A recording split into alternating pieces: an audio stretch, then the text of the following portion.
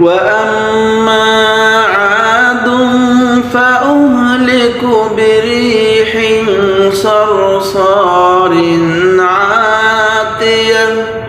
আল্লাহ রাব্বুল আলামিন পবিত্র কোরআনুল কারীমের 29 পারা সূরা আল হাক্কা এর 6 নং আয়াতের মধ্যে জানিয়ে দিয়েছেন, ওয়া আম্মা আদুন ফাউহলিকু বিরিহিন সারসারিন আতিয়া।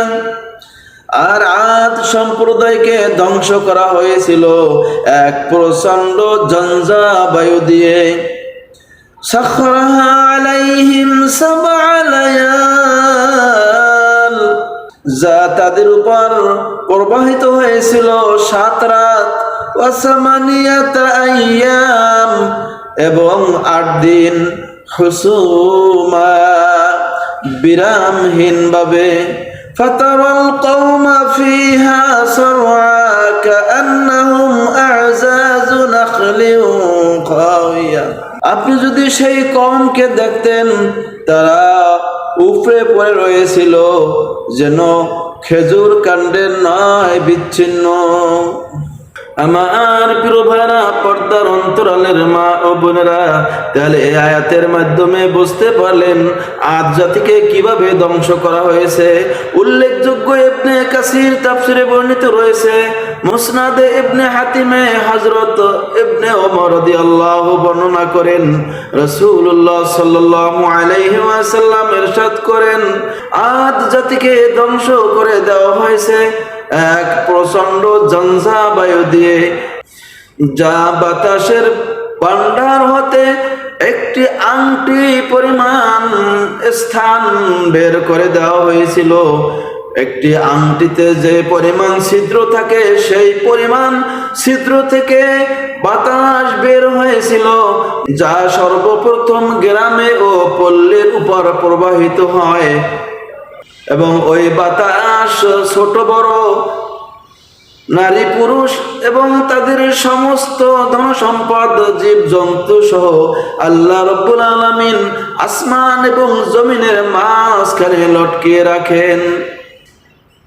তখন শহরবাসীরা অনেক উঁচুতে মেঘের রঙের আকারে দেখতে পেল। তারা এই অবস্থা দেখে খুশি হয়েছিল, কারণ প্রচণ্ড গরমের কারণে তারা আশা করেছিল বৃষ্টি বর্ষণ হবে, আর বৃষ্টি বর্ষণ হলে তারা আরামদায়ক হবে, তারা শান্তি পাবে। কিন্তু আল্লাহ রাব্বুল আলামিন এই আদ জাতিকে, ওই বাতাসকে হুকুম দিলেন সেই আসমান এবং জমিনের মাঝখানে লটকে রাখা সব কিছু ওই শহরবাসীর উপরে ফেলে দিলেন, যার কারণে সব কিছু ধ্বংস হয়ে যায় এবং তারা এমন ভাবে পড়ে থাকে, বলা হয়েছে খেজুর কাণ্ডের ন্যায় তারা পড়েছিল। আমার প্রিয় ভাইরা, উদাহরণ দিলে একটু বুঝতে পারবেন। আমাদের দেশে যখন খেজুর গাছের ডাল কাটা হয়, যখন রৌদ্রে শুকাতে থাকে, হঠাৎ যদি বৃষ্টি এসে ভিজে যায়, আবার রৌদ্র আসে, আবার কয়েকদিন পরে বৃষ্টি আসে, আবার রৌদ্র আসে, এভাবে করতে করতে এক সময় দেখা যায় হঠাৎ করে বাতাস আসলে চূর্ণ বিচূর্ণ হয়ে উড়িয়ে যায়।